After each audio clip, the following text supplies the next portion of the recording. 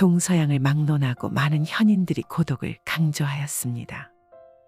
철학자 쇼펜하우어도 마찬가지로 나이가 들수록 혼자가 되어야 하는 이유가 있다고 강조하였는데요. 오늘은 쇼펜하우어의 처세술에 대한 철학을 공부하겠습니다. 고독한 사람만이 행복을 누릴 수 있는 권리가 있다. 아무리 사랑하는 연인이나 친구나 부모 형제라도 자기 자신과 마음의 일치를 이룰 수는 없다.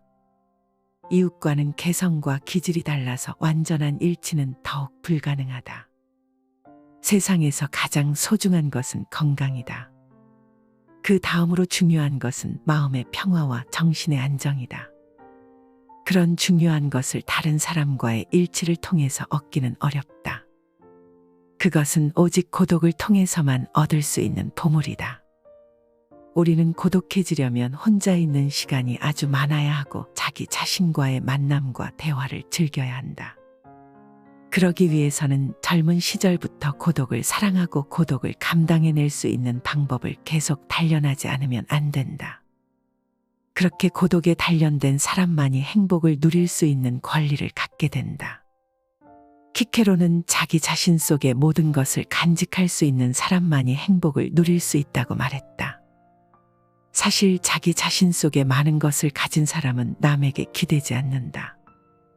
자신 속에 가진 것이 없는 사람이 남의 것에 기웃거리고 기대는 것이다.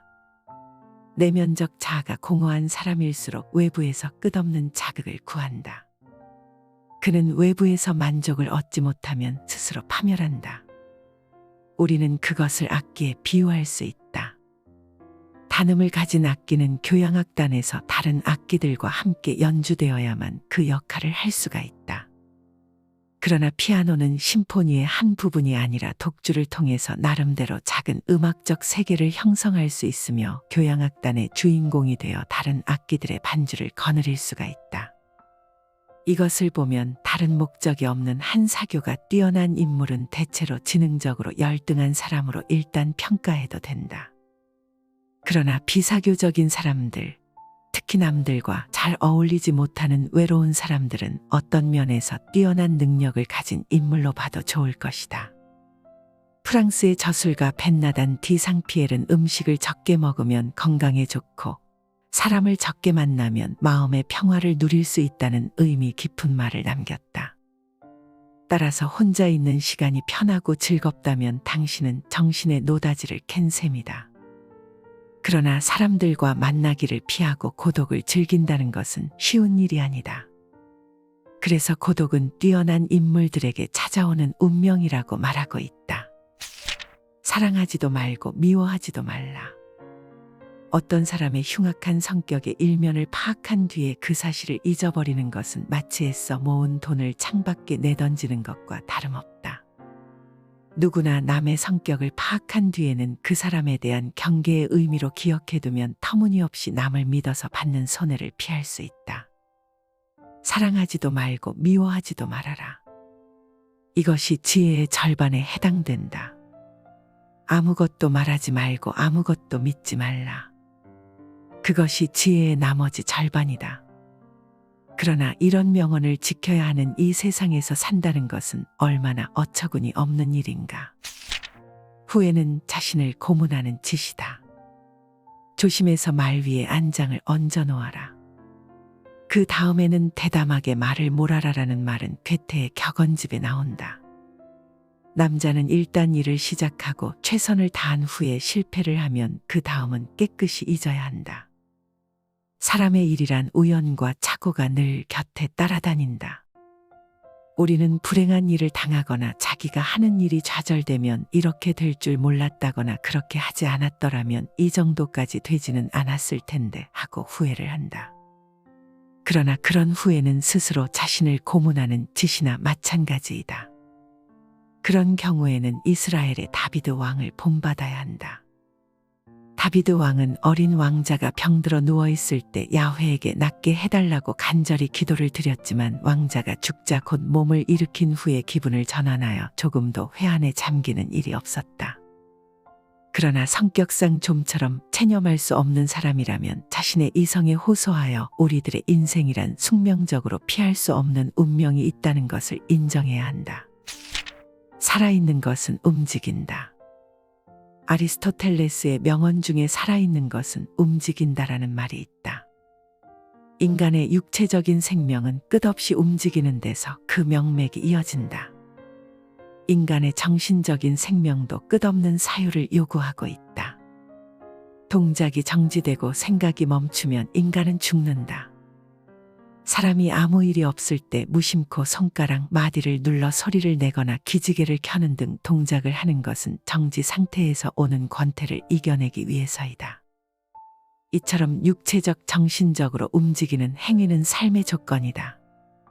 그리고 인간에게는 지속적인 동작을 통해서 무엇인가를 이루어내려는 본능이 있다. 만일 어떤 사람에게 하루 종일 벽돌을 아무 뜻도 없이 여기서 저기로, 저기서 여기로 옮겨놓거나 땅을 팠다가 메웠다 하라고 하면 그것은 일종의 고문이다. 그것은 그 행위로 성취 욕구가 충족되지 않기 때문이다.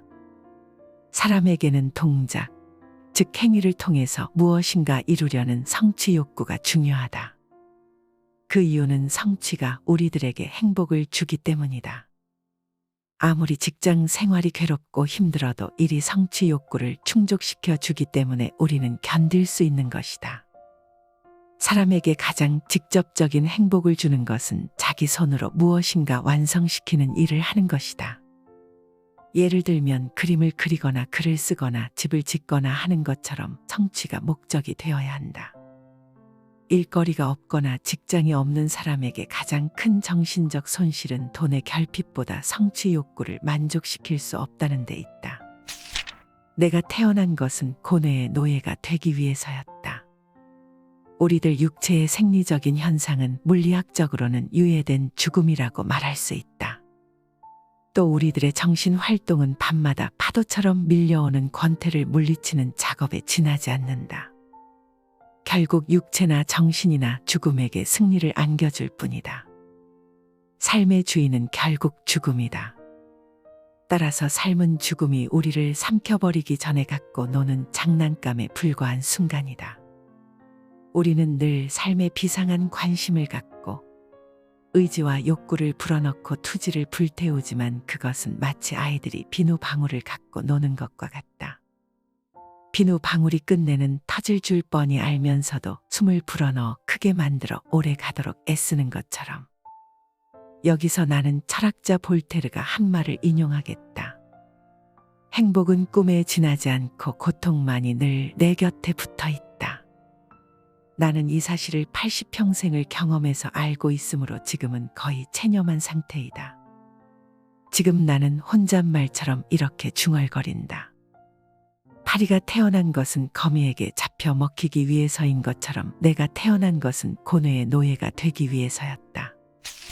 공원 벤치의 거지 노인이 자기 자신이라는 사실을 잊지 말자. 늙은이가 되면서 나는 점차 일의 의욕을 잃었고 정열도 욕구도 줄어들었으며 전에는 그처럼 탐나던 것들도 더 이상 나를 유혹하지 않았다. 게다가 감각도 둔해지고 건망증이 심해졌으며 상상력도 사라지고 환상은 퇴색하고 강렬하게 느껴졌던 인상도 자취를 감추게 되었다. 해는 왜 그리 빨리 지는지, 누가 시계의 태엽을 빨리 돌아가도록 감아놓은 것 같이 세월이 빨랐다. 모든 일들은 그것을 내가 꼭 해야 할 이유가 없었고 무의미해 보였다. 한마디로 나는 과거 속에 퇴락해버린 늙은 거지가 되어 혼자 걷거나 벤치에 드러누워 있었다. 이제 가슴에 남은 것은 깊은 절망과 외로움과 회한뿐이다. 앞으로 세상에서 내가 해야 할 일은 죽음밖에 또 무엇이 있단 말인가. 내가 그동안 그토록 회의하고 믿지 않았던 죽음의 그림자가 여지없이 다가오고 있다. 그게 바로 나만의 운명인가? 당신의 운명은 아닌가? 정말 이것이 인생이라면 삶은 내게 재앙일 뿐이다. 나는 누가 다시 내게 삶을 준다고 해도 사양할 것이다. 그저 아프지 않기만 바라게 된다. 우리는 생애의 초반이나 전반부에는 누구나 그렇듯이 행복에 대한 큰 갈망과 희망과 포부에 가득 차 있다. 그러나 생애의 후반부에 접어들면 다소 사람마다 차이가 있겠지만 우리가 그처럼 갈망하던 사랑이나 행복이나 야망이 한낱 망상의 산물에 불과하다는 것을 깨닫는다. 생애 후반부에서도 아직 그것을 깨닫지 못했다면 그는 여전히 생애 전반부에 살고 있거나 아니면 바보이다.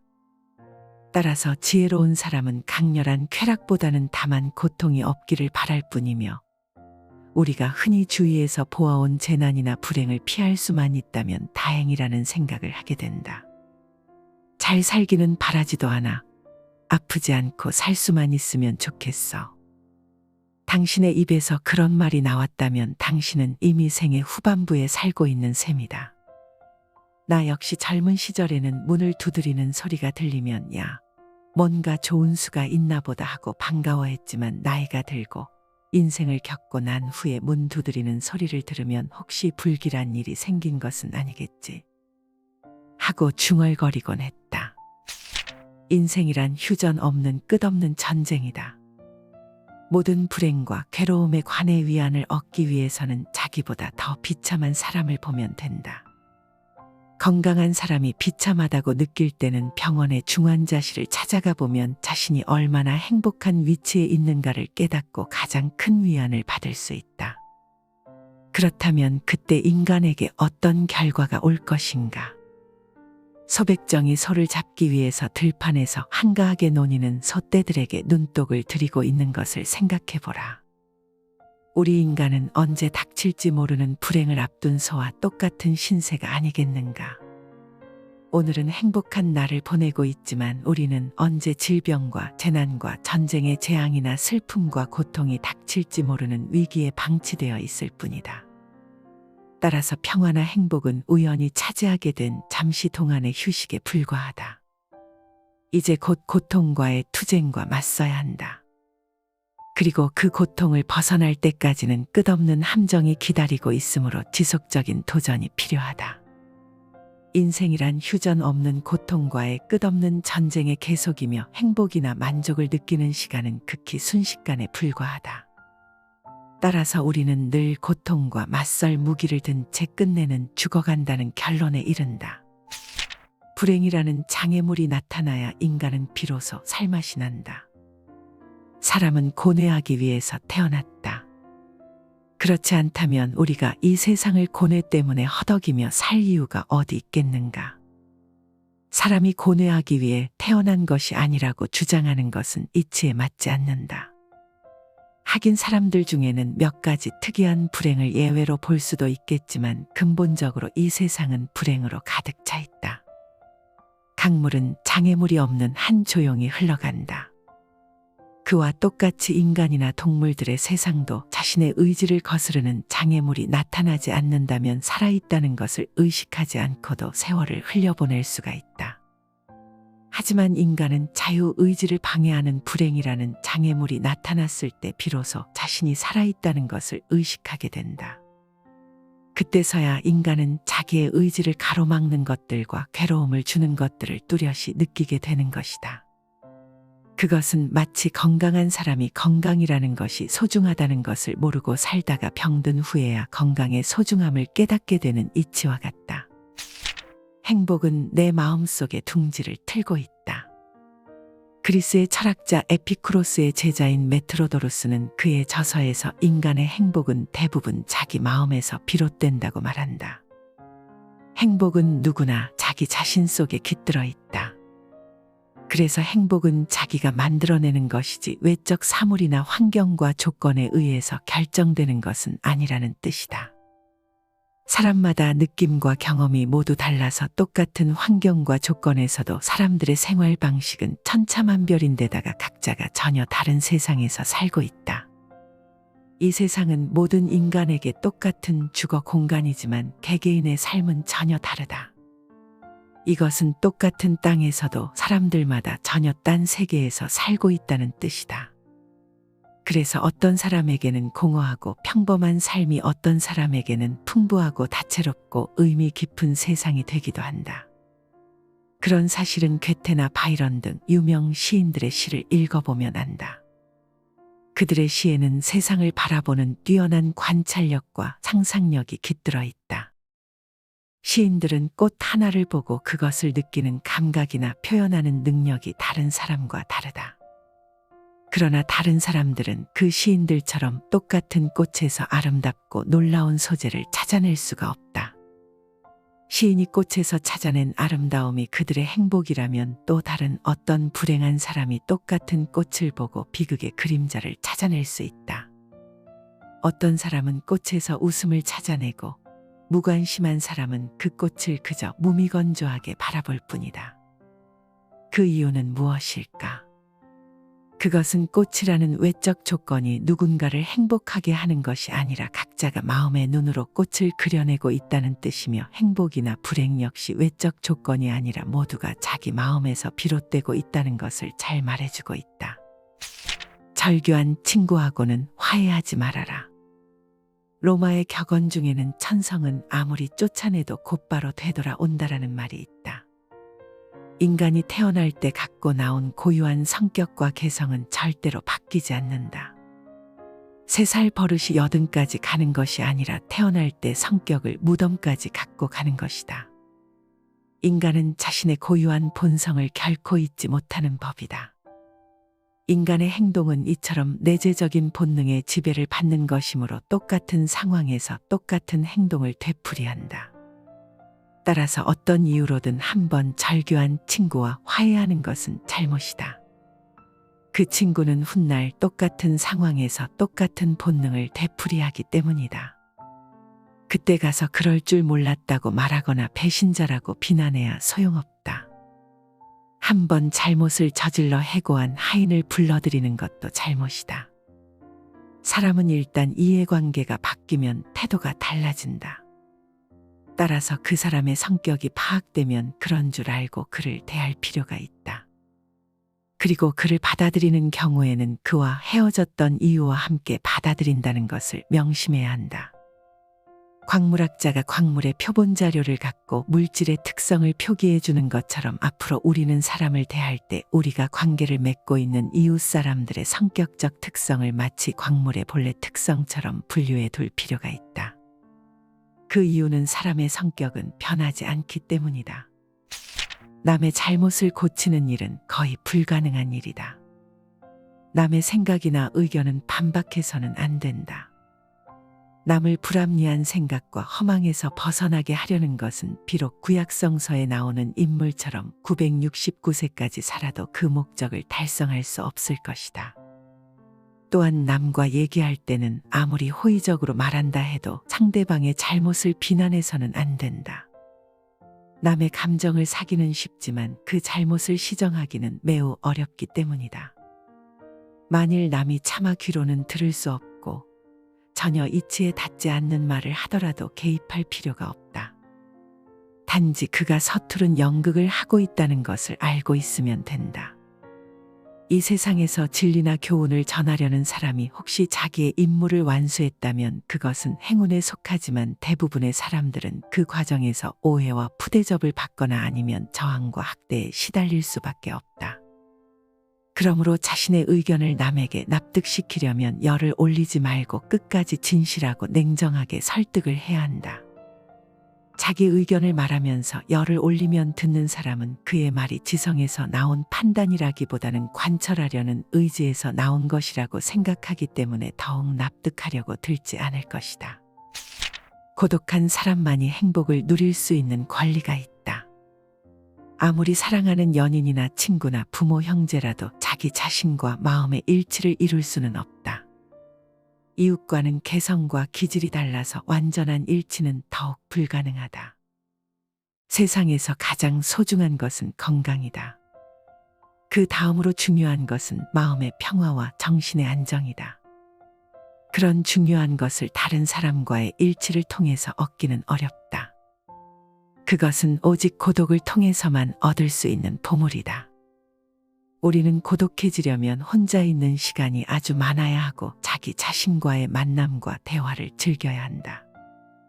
그러기 위해서는 젊은 시절부터 고독을 사랑하고 고독을 감당해낼 수 있는 방법을 계속 단련하지 않으면 안 된다. 그렇게 고독에 단련된 사람만이 행복을 누릴 수 있는 권리를 갖게 된다. 키케로는 자기 자신 속의 모든 것을 간직할 수 있는 사람만이 행복을 누릴 수 있다고 말했다. 사실 자기 자신 속에 많은 것을 가진 사람은 남에게 기대지 않는다. 자신 속에 가진 것이 없는 사람이 남의 것에 기웃거리고 기대는 것이다. 내면적 자아가 공허한 사람일수록 외부에서 끝없는 자극을 구한다. 그는 외부에서 만족을 얻지 못하면 스스로 파멸한다. 우리는 그것을 악기에 비유할 수 있다. 단음을 가진 악기는 교향악단에서 다른 악기들과 함께 연주되어야만 그 역할을 할 수가 있다. 그러나 피아노는 심포니의 한 부분이 아니라 독주를 통해서 나름대로 작은 음악적 세계를 형성할 수 있으며 교향악단의 주인공이 되어 다른 악기들의 반주를 거느릴 수가 있다. 이것을 보면 다른 목적이 없는 한 사교가 뛰어난 인물은 대체로 지능적으로 열등한 사람으로 일단 평가해도 된다. 그러나 비사교적인 사람들, 특히 남들과 잘 어울리지 못하는 외로운 사람들은 어떤 면에서 뛰어난 능력을 가진 인물로 봐도 좋을 것이다. 프랑스의 저술가 벤나단 디 상피엘은 음식을 적게 먹으면 건강에 좋고 사람을 적게 만나면 마음의 평화를 누릴 수 있다는 의미 깊은 말을 남겼다. 따라서 혼자 있는 시간이 편하고 즐겁다면 당신은 정신의 노다지를 캔 셈이다. 그러나 사람들과 만나기를 피하고 고독을 즐긴다는 것은 쉬운 일이 아니다. 그래서 고독은 뛰어난 인물들에게 찾아오는 운명이라고 말하고 있다. 사랑하지도 말고 미워하지도 말라. 어떤 사람의 흉악한 성격의 일면을 파악한 뒤에 그 사실을 잊어버리는 것은 마치 애써 모은 돈을 창밖에 내던지는 것과 다름없다. 누구나 남의 성격을 파악한 뒤에는 그 사람에 대한 경계의 의미로 기억해두면 터무니없이 남을 믿어서 받는 손해를 피할 수 있다. 사랑하지도 말고 미워하지도 말아라. 이것이 지혜의 절반에 해당된다. 아무것도 말하지 말고 아무것도 믿지 말라. 그것이 지혜의 나머지 절반이다. 그러나 이런 명언을 지켜야 하는 이 세상에서 산다는 것은 얼마나 어처구니 없는 일인가. 후회는 자신을 고문하는 짓이다. 조심해서 말 위에 안장을 얹어 놓아라. 그 다음에는 대담하게 말을 몰아라라는 말은 괴테의 격언집에 나온다. 남자는 일단 일을 시작하고 최선을 다한 후에 실패를 하면 그 다음은 깨끗이 잊어야 한다. 사람의 일이란 우연과 착오가 늘 곁에 따라다닌다. 우리는 불행한 일을 당하거나 자기가 하는 일이 좌절되면 이렇게 될 줄 몰랐다거나 그렇게 하지 않았더라면 이 정도까지 되지는 않았을 텐데 하고 후회를 한다. 그러나 그런 후회는 스스로 자신을 고문하는 짓이나 마찬가지이다. 그런 경우에는 이스라엘의 다비드 왕을 본받아야 한다. 다비드 왕은 어린 왕자가 병들어 누워있을 때 야훼에게 낫게 해달라고 간절히 기도를 드렸지만 왕자가 죽자 곧 몸을 일으킨 후에 기분을 전환하여 조금도 회한에 잠기는 일이 없었다. 그러나 성격상 좀처럼 체념할 수 없는 사람이라면 자신의 이성에 호소하여 우리들의 인생이란 숙명적으로 피할 수 없는 운명이 있다는 것을 인정해야 한다. 살아있는 것은 움직인다.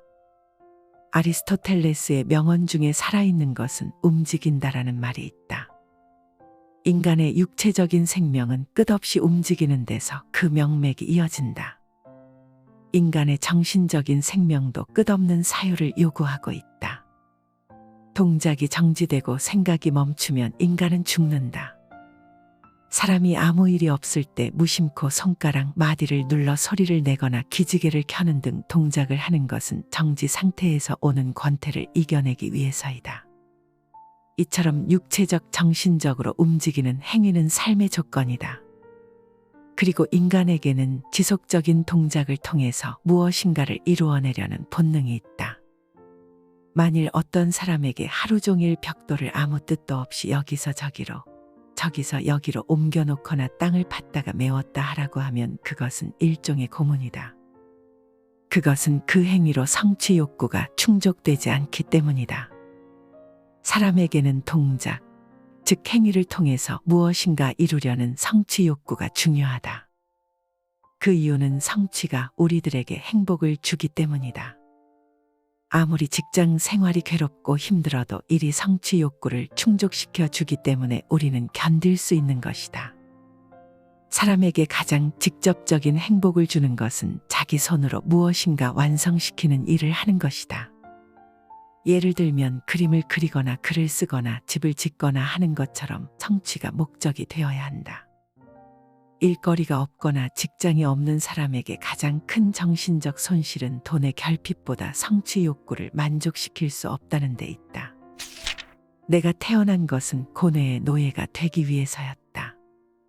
우리들 육체의 생리적인 현상은 물리학적으로는 유예된 죽음이라고 말할 수 있다. 또 우리들의 정신 활동은 밤마다 파도처럼 밀려오는 권태를 물리치는 작업에 지나지 않는다. 결국 육체나 정신이나 죽음에게 승리를 안겨줄 뿐이다. 삶의 주인은 결국 죽음이다. 따라서 삶은 죽음이 우리를 삼켜버리기 전에 갖고 노는 장난감에 불과한 순간이다. 우리는 늘 삶에 비상한 관심을 갖고 의지와 욕구를 불어넣고 투지를 불태우지만 그것은 마치 아이들이 비누방울을 갖고 노는 것과 같다. 비누방울이 끝내는 터질 줄 뻔히 알면서도 숨을 불어넣어 크게 만들어 오래 가도록 애쓰는 것처럼. 여기서 나는 철학자 볼테르가 한 말을 인용하겠다. 행복은 꿈에 지나지 않고 고통만이 늘 내 곁에 붙어 있다. 나는 이 사실을 80평생을 경험해서 알고 있으므로 지금은 거의 체념한 상태이다. 지금 나는 혼잣말처럼 이렇게 중얼거린다. 파리가 태어난 것은 거미에게 잡혀 먹히기 위해서인 것처럼 내가 태어난 것은 고뇌의 노예가 되기 위해서였다. 공원 벤치에 거지 노인이 자기 자신이라는 사실을 잊지 말자. 늙은이가 되면서 나는 점차 일의 의욕을 잃었고 정열도 욕구도 줄어들었으며 전에는 그처럼 탐나던 것들도 더 이상 나를 유혹하지 않았다. 게다가 감각도 둔해지고 건망증이 심해졌으며 상상력도 사라지고 환상은 퇴색하고 강렬하게 느껴졌던 인상도 자취를 감추게 되었다. 해는 왜 그리 빨리 지는지, 누가 시계의 태엽을 빨리 돌아가도록 감아놓은 것 같이 세월이 빨랐다. 모든 일들은 그것을 내가 꼭 해야 할 이유가 없었고 무의미해 보였다. 한마디로 나는 과거 속에 퇴락해버린 늙은 거지가 되어 혼자 걷거나 벤치에 드러누워 있었다. 이제 가슴에 남은 것은 깊은 절망과 외로움과 회한뿐이다. 앞으로 세상에서 내가 해야 할 일은 죽음밖에 또 무엇이 있단 말인가. 내가 그동안 그토록 회의하고 믿지 않았던 죽음의 그림자가 여지없이 다가오고 있다. 그게 바로 나만의 운명인가? 당신의 운명은 아닌가? 정말 이것이 인생이라면 삶은 내게 재앙일 뿐이다. 나는 누가 다시 내게 삶을 준다고 해도 사양할 것이다. 그저 아프지 않기만 바라게 된다. 우리는 생애의 초반이나 전반부에는 누구나 그렇듯이 행복에 대한 큰 갈망과 희망과 포부에 가득 차 있다. 그러나 생애의 후반부에 접어들면 다소 사람마다 차이가 있겠지만 우리가 그처럼 갈망하던 사랑이나 행복이나 야망이 한낱 망상의 산물에 불과하다는 것을 깨닫는다. 생애 후반부에서도 아직 그것을 깨닫지 못했다면 그는 여전히 생애 전반부에 살고 있거나 아니면 바보이다.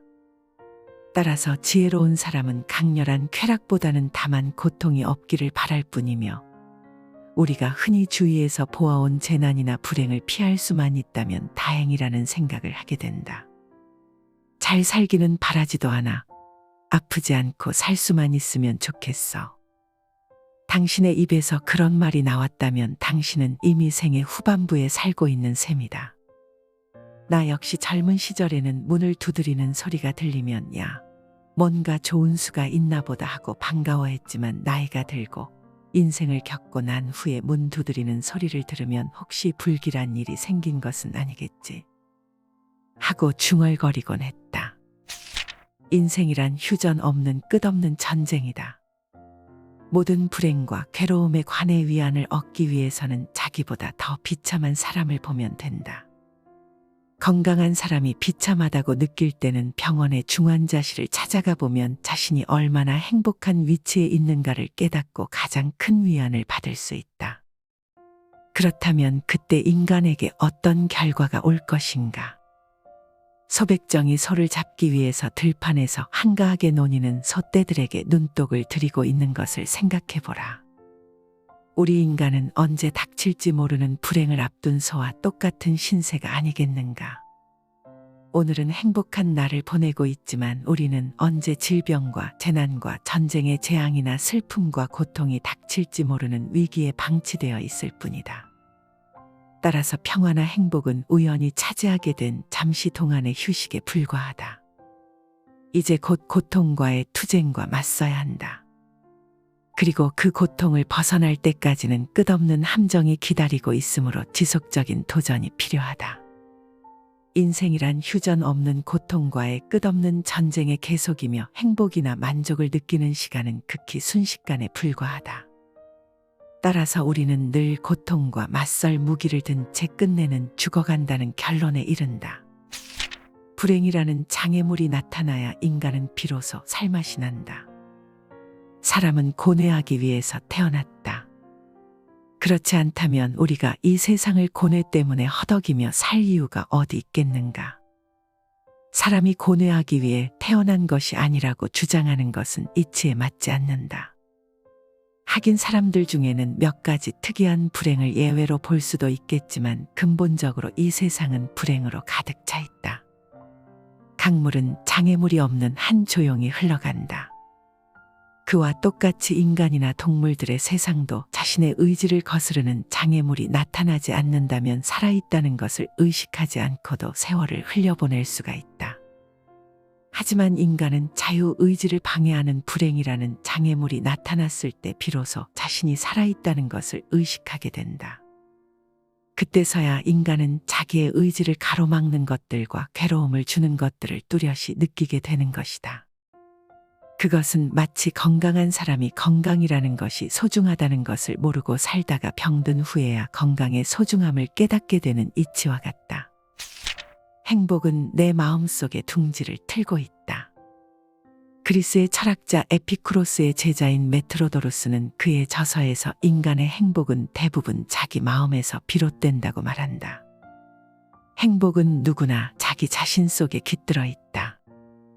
그래서 행복은 자기가 만들어내는 것이지 외적 사물이나 환경과 조건에 의해서 결정되는 것은 아니라는 뜻이다. 사람마다 느낌과 경험이 모두 달라서 똑같은 환경과 조건에서도 사람들의 생활 방식은 천차만별인데다가 각자가 전혀 다른 세상에서 살고 있다. 이 세상은 모든 인간에게 똑같은 주거 공간이지만 개개인의 삶은 전혀 다르다. 이것은 똑같은 땅에서도 사람들마다 전혀 딴 세계에서 살고 있다는 뜻이다. 그래서 어떤 사람에게는 공허하고 평범한 삶이 어떤 사람에게는 풍부하고 다채롭고 의미 깊은 세상이 되기도 한다. 그런 사실은 괴테나 바이런 등 유명 시인들의 시를 읽어보면 안다. 그들의 시에는 세상을 바라보는 뛰어난 관찰력과 상상력이 깃들어 있다.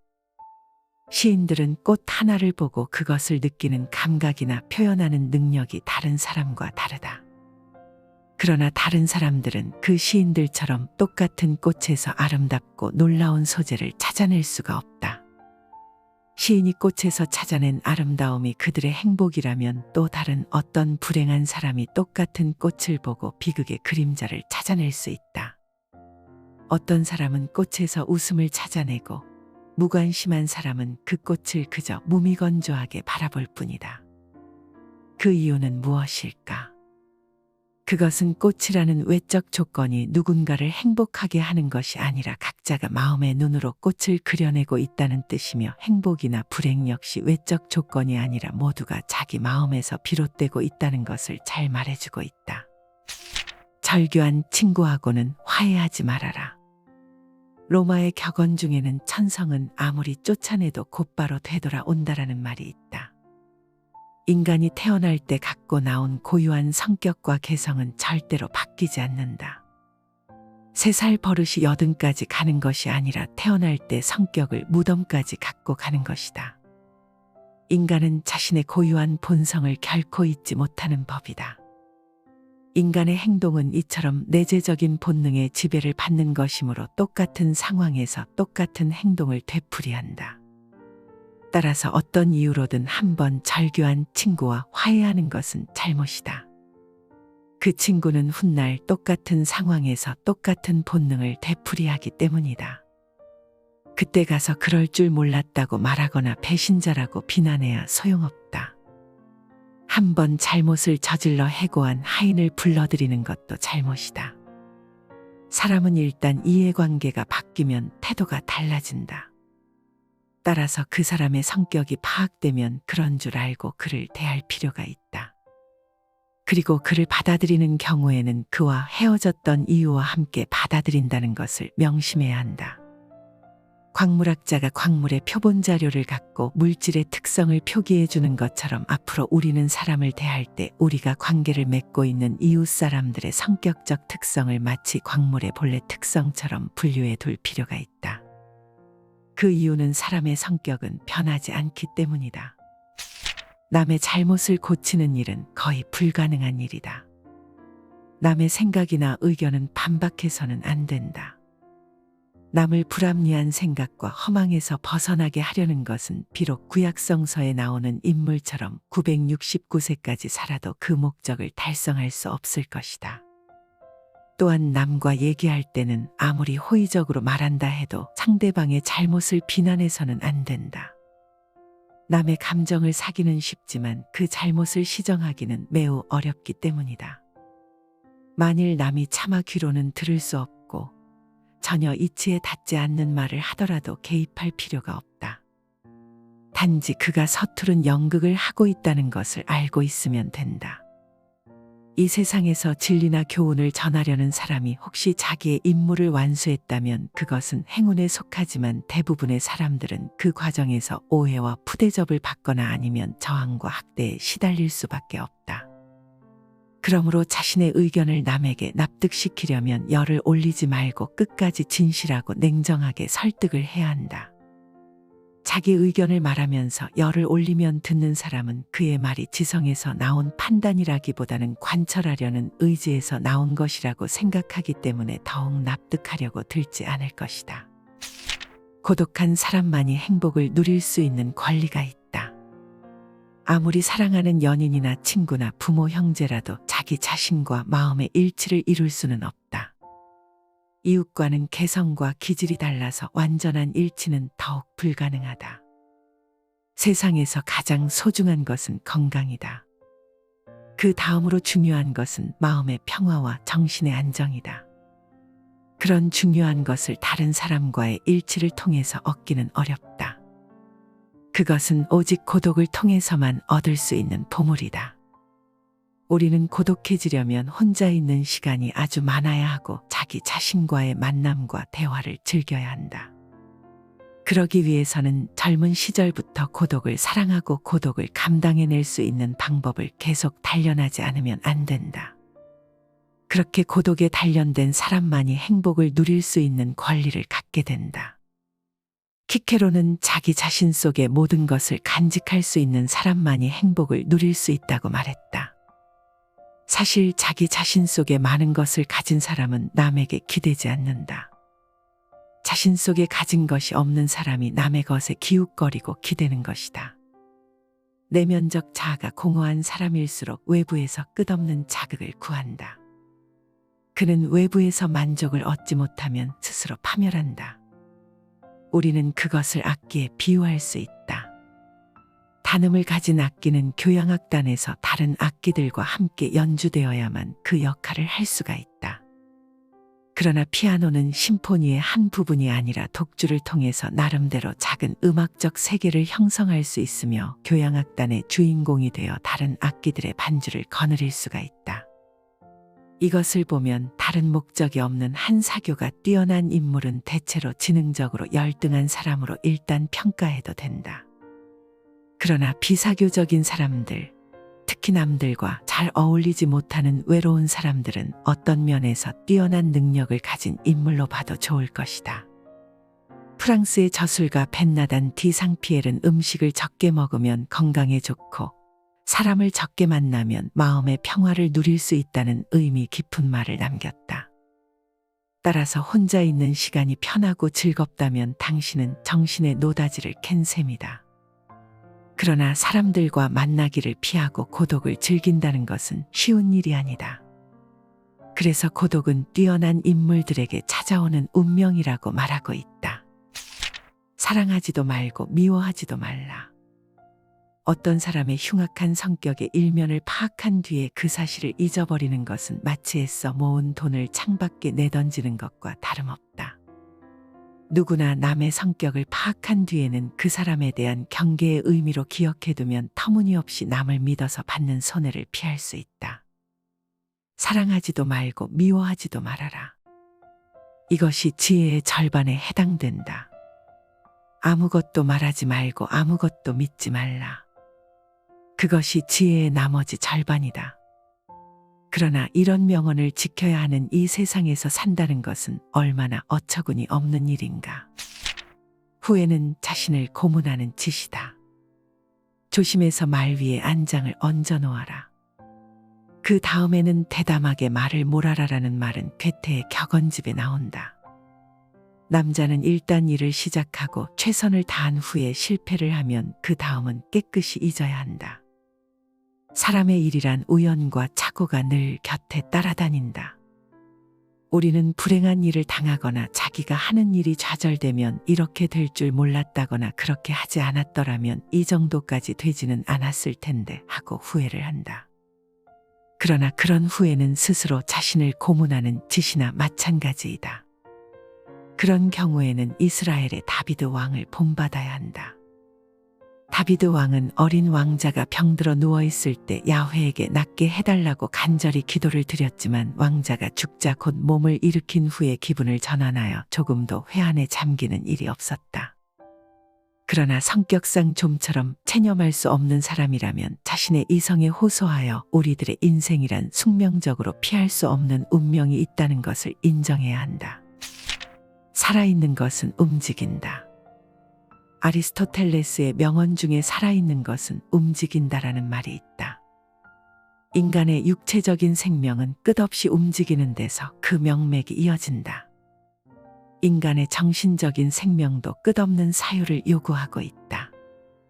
동작이 정지되고 생각이 멈추면 인간은 죽는다. 사람이 아무 일이 없을 때 무심코 손가락 마디를 눌러 소리를 내거나 기지개를 켜는 등 동작을 하는 것은 정지 상태에서 오는 권태를 이겨내기 위해서이다. 이처럼 육체적, 정신적으로 움직이는 행위는 삶의 조건이다. 그리고 인간에게는 지속적인 동작을 통해서 무엇인가를 이루어내려는 본능이 있다. 만일 어떤 사람에게 하루 종일 벽돌을 아무 뜻도 없이 여기서 여기로 옮겨놓거나 땅을 팠다가 메웠다 하라고 하면 그것은 일종의 고문이다. 그것은 그 행위로 성취 욕구가 충족되지 않기 때문이다. 사람에게는 동작, 즉 행위를 통해서 무엇인가 이루려는 성취 욕구가 중요하다. 그 이유는 성취가 우리들에게 행복을 주기 때문이다. 아무리 직장 생활이 괴롭고 힘들어도 일이 성취 욕구를 충족시켜 주기 때문에 우리는 견딜 수 있는 것이다. 사람에게 가장 직접적인 행복을 주는 것은 자기 손으로 무엇인가 완성시키는 일을 하는 것이다. 예를 들면 그림을 그리거나 글을 쓰거나 집을 짓거나 하는 것처럼 성취가 목적이 되어야 한다. 일거리가 없거나 직장이 없는 사람에게 가장 큰 정신적 손실은 돈의 결핍보다 성취 욕구를 만족시킬 수 없다는 데 있다. 내가 태어난 것은 고뇌의 노예가 되기 위해서였다. 우리들 육체의 생리적인 현상은 물리학적으로는 유예된 죽음이라고 말할 수 있다. 또 우리들의 정신 활동은 밤마다 파도처럼 밀려오는 권태를 물리치는 작업에 지나지 않는다. 결국 육체나 정신이나 죽음에게 승리를 안겨줄 뿐이다. 삶의 주인은 결국 죽음이다. 따라서 삶은 죽음이 우리를 삼켜버리기 전에 갖고 노는 장난감에 불과한 순간이다. 우리는 늘 삶에 비상한 관심을 갖고 의지와 욕구를 불어넣고 투지를 불태우지만 그것은 마치 아이들이 비누방울을 갖고 노는 것과 같다. 비누방울이 끝내는 터질 줄 뻔히 알면서도 숨을 불어넣어 크게 만들어 오래 가도록 애쓰는 것처럼. 여기서 나는 철학자 볼테르가 한 말을 인용하겠다. 행복은 꿈에 지나지 않고 고통만이 늘 내 곁에 붙어 있다. 나는 이 사실을 80평생을 경험해서 알고 있으므로 지금은 거의 체념한 상태이다. 지금 나는 혼잣말처럼 이렇게 중얼거린다. 파리가 태어난 것은 거미에게 잡혀 먹히기 위해서인 것처럼 내가 태어난 것은 고뇌의 노예가 되기 위해서였다. 공원 벤치의 거지 노인이 자기 자신이라는 사실을 잊지 말자. 늙은이가 되면서 나는 점차 일의 의욕을 잃었고 정열도 욕구도 줄어들었으며 전에는 그처럼 탐나던 것들도 더 이상 나를 유혹하지 않았다. 게다가 감각도 둔해지고 건망증이 심해졌으며 상상력도 사라지고 환상은 퇴색하고 강렬하게 느껴졌던 인상도 자취를 감추게 되었다. 해는 왜 그리 빨리 지는지, 누가 시계의 태엽을 빨리 돌아가도록 감아놓은 것 같이 세월이 빨랐다. 모든 일들은 그것을 내가 꼭 해야 할 이유가 없었고 무의미해 보였다. 한마디로 나는 과거 속에 퇴락해버린 늙은 거지가 되어 혼자 걷거나 벤치에 드러누워 있었다. 이제 가슴에 남은 것은 깊은 절망과 외로움과 회한뿐이다. 앞으로 세상에서 내가 해야 할 일은 죽음밖에 또 무엇이 있단 말인가. 내가 그동안 그토록 회의하고 믿지 않았던 죽음의 그림자가 여지없이 다가오고 있다. 그게 바로 나만의 운명인가? 당신의 운명은 아닌가? 정말 이것이 인생이라면 삶은 내게 재앙일 뿐이다. 나는 누가 다시 내게 삶을 준다고 해도 사양할 것이다. 그저 아프지 않기만 바라게 된다. 우리는 생애의 초반이나 전반부에는 누구나 그렇듯이 행복에 대한 큰 갈망과 희망과 포부에 가득 차 있다. 그러나 생애의 후반부에 접어들면 다소 사람마다 차이가 있겠지만 우리가 그처럼 갈망하던 사랑이나 행복이나 야망이 한낱 망상의 산물에 불과하다는 것을 깨닫는다. 생애 후반부에서도 아직 그것을 깨닫지 못했다면 그는 여전히 생애 전반부에 살고 있거나 아니면 바보이다. 따라서 지혜로운 사람은 강렬한 쾌락보다는 다만 고통이 없기를 바랄 뿐이며 우리가 흔히 주위에서 보아온 재난이나 불행을 피할 수만 있다면 다행이라는 생각을 하게 된다. 잘 살기는 바라지도 않아. 아프지 않고 살 수만 있으면 좋겠어. 당신의 입에서 그런 말이 나왔다면 당신은 이미 생의 후반부에 살고 있는 셈이다. 나 역시 젊은 시절에는 문을 두드리는 소리가 들리면 야, 뭔가 좋은 수가 있나 보다 하고 반가워했지만 나이가 들고 인생을 겪고 난 후에 문 두드리는 소리를 들으면 혹시 불길한 일이 생긴 것은 아니겠지 하고 중얼거리곤 했다. 인생이란 휴전 없는 끝없는 전쟁이다. 모든 불행과 괴로움에 관해 위안을 얻기 위해서는 자기보다 더 비참한 사람을 보면 된다. 건강한 사람이 비참하다고 느낄 때는 병원의 중환자실을 찾아가 보면 자신이 얼마나 행복한 위치에 있는가를 깨닫고 가장 큰 위안을 받을 수 있다. 그렇다면 그때 인간에게 어떤 결과가 올 것인가? 소백정이 소를 잡기 위해서 들판에서 한가하게 노니는 소떼들에게 눈독을 들이고 있는 것을 생각해보라. 우리 인간은 언제 닥칠지 모르는 불행을 앞둔 소와 똑같은 신세가 아니겠는가. 오늘은 행복한 날을 보내고 있지만 우리는 언제 질병과 재난과 전쟁의 재앙이나 슬픔과 고통이 닥칠지 모르는 위기에 방치되어 있을 뿐이다. 따라서 평화나 행복은 우연히 차지하게 된 잠시 동안의 휴식에 불과하다. 이제 곧 고통과의 투쟁과 맞서야 한다. 그리고 그 고통을 벗어날 때까지는 끝없는 함정이 기다리고 있으므로 지속적인 도전이 필요하다. 인생이란 휴전 없는 고통과의 끝없는 전쟁의 계속이며 행복이나 만족을 느끼는 시간은 극히 순식간에 불과하다. 따라서 우리는 늘 고통과 맞설 무기를 든 채 끝내는 죽어간다는 결론에 이른다. 불행이라는 장애물이 나타나야 인간은 비로소 살맛이 난다. 사람은 고뇌하기 위해서 태어났다. 그렇지 않다면 우리가 이 세상을 고뇌 때문에 허덕이며 살 이유가 어디 있겠는가. 사람이 고뇌하기 위해 태어난 것이 아니라고 주장하는 것은 이치에 맞지 않는다. 하긴 사람들 중에는 몇 가지 특이한 불행을 예외로 볼 수도 있겠지만 근본적으로 이 세상은 불행으로 가득 차 있다. 강물은 장애물이 없는 한 조용히 흘러간다. 그와 똑같이 인간이나 동물들의 세상도 자신의 의지를 거스르는 장애물이 나타나지 않는다면 살아있다는 것을 의식하지 않고도 세월을 흘려보낼 수가 있다. 하지만 인간은 자유의지를 방해하는 불행이라는 장애물이 나타났을 때 비로소 자신이 살아있다는 것을 의식하게 된다. 그때서야 인간은 자기의 의지를 가로막는 것들과 괴로움을 주는 것들을 뚜렷이 느끼게 되는 것이다. 그것은 마치 건강한 사람이 건강이라는 것이 소중하다는 것을 모르고 살다가 병든 후에야 건강의 소중함을 깨닫게 되는 이치와 같다. 행복은 내 마음속에 둥지를 틀고 있다.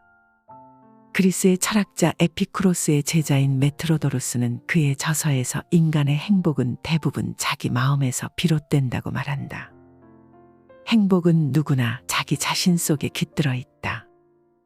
그래서 행복은 자기가 만들어내는 것이지 외적 사물이나 환경과 조건에 의해서 결정되는 것은 아니라는 뜻이다. 사람마다 느낌과 경험이 모두 달라서 똑같은 환경과 조건에서도 사람들의 생활 방식은 천차만별인데다가 각자가 전혀 다른 세상에서 살고 있다. 이 세상은 모든 인간에게 똑같은 주거 공간이지만 개개인의 삶은 전혀 다르다. 이것은 똑같은 땅에서도 사람들마다 전혀 딴 세계에서 살고 있다는 뜻이다.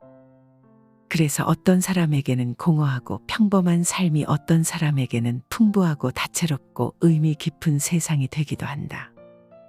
그런 사실은 괴테나 바이런 등 유명 시인들의 시를 읽어보면 안다.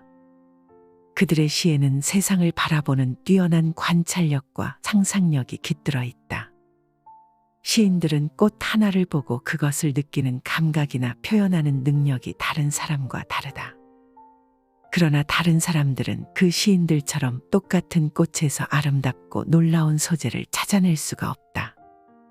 시인이 꽃에서 찾아낸 아름다움이 그들의 행복이라면 또 다른 어떤 불행한 사람이 똑같은 꽃을 보고 비극의 그림자를 찾아낼 수 있다.